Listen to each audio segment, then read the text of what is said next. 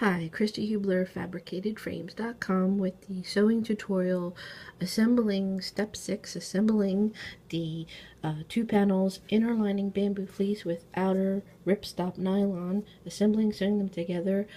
Step 6, where we have the outer fabric facing up with the Velcro to the left facing up. That's the hook harsh part.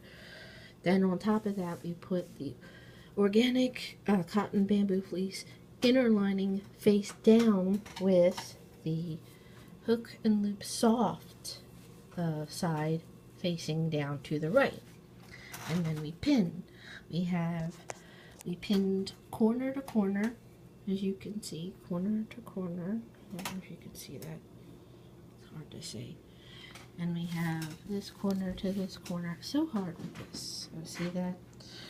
And I had little sewing hash lines, if you will, stitch lines, so that you could align where you're going to be stopping and starting. As you could see, same thing down here. So basically you're going to have a stitch line that's like a C and then a backward C over here, end cap, if you will, and you're going to back stitch on both sides of each corner and where the stitch lines are, here and here.